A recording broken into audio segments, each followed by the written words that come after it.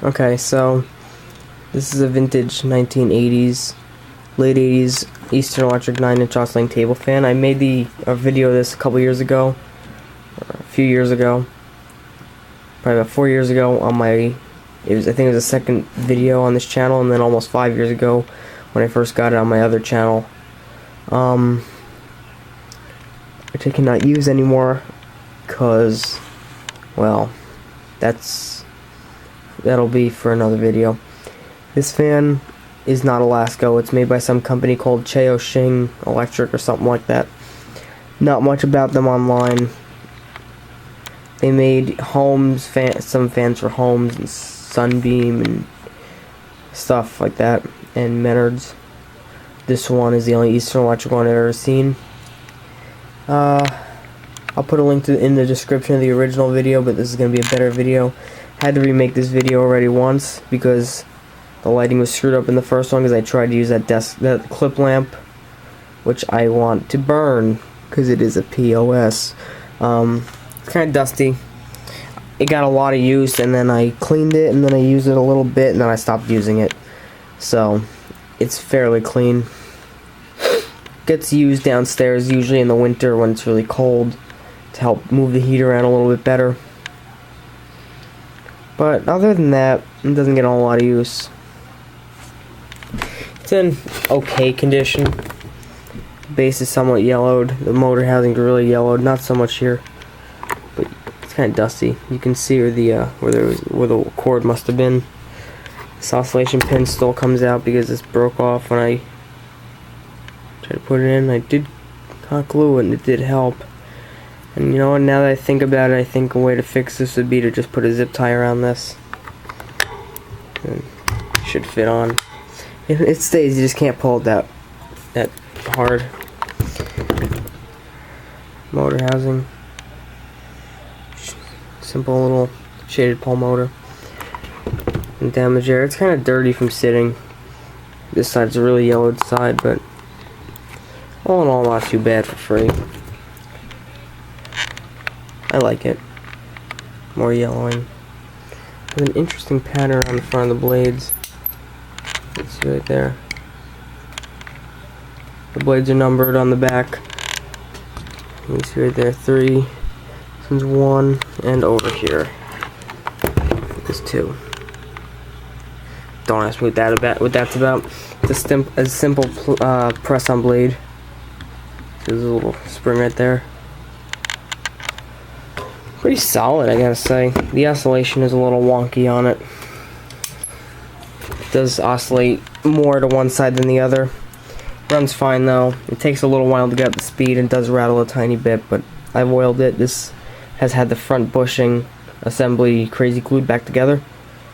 It came apart, that's why it was thrown out, because the blade would not move, and there's actually scratches on the blade where it looks like somebody stuck a screwdriver or something in there. And I just glued it back together. It clipped back together, and then I glued it just to make sure it doesn't come off again. It's been fine for, it'll be 5 years in April. Here's low. Oh, low oscillation.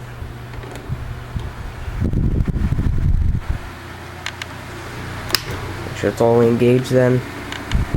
That's the problem, it doesn't fully disengage or engage because that pin is loose. So you have to pull it until it stops moving. It's like 2 clicks. Otherwise it's not fully engaged. Hi. I'll put a link in the description where you can find the other video. This does not have a very deeply pitched blade, but the blade does spin pretty quick, so it makes up for it. It's not the most powerful fan, but it's probably comparable to a modern LASKO 9-inch fan.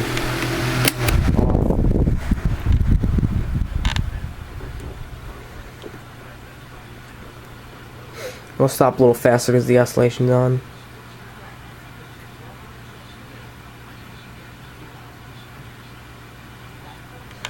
Now, there we go. Now it should be disengaged. Here's the logo. I've always liked this logo. Well, non-oscillation.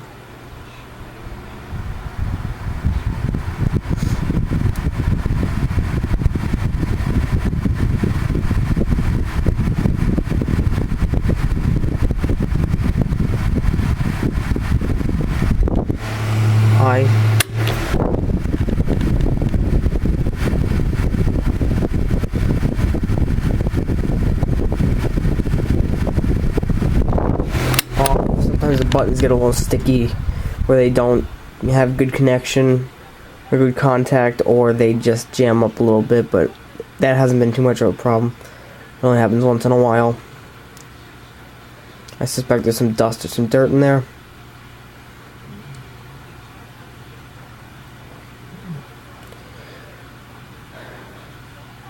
Bearings are very smooth on those, you can see. Slightly off balance. This was had the original plastic on it. A little grease mark. There's some dust on it from sitting, but that's really the worst of it. It's actually fairly clean.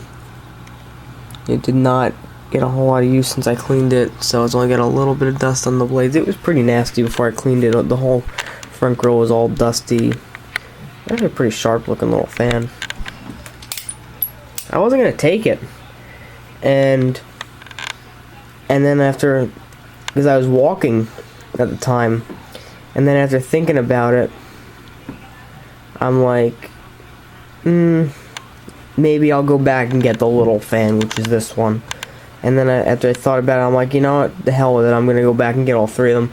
So I was out, and then on the way back, I just stopped and grabbed them on the way back home. It's actually at a party, and I wasn't gonna take them, and then I thought about it, and it was just bothering me, and I'm like, I know the little gray one, which is this one, is at least, I know the two Tatongs weren't that special, but they were vintage, but I'm like, that little gray one, if nothing else, I have to get that one, because that one is really unique. I've never seen another one like it. Probably never will. I've seen ones the same fan but different color scheme, but never an identical one to this particular one, so I don't think there are that many of these sold. I've seen the Holmes version, the Sunbeam, but usually the high is here and the low is here. This one's wired differently. All they did is just flip the wires around on the inside, put the darker color here instead of here, and just printed the thing differently. Anyway, thanks for watching, and this is just one of my favorite little fans, and I plan on keeping it for a long time. Thanks for watching. Here's the bottom sticker on the fan. I forgot to put this in the first when I made the video of it, so this is kind of an afterthought. This could be from 1991, which is very possible. That seems about the right time. Anyway, there you go. Thanks for watching.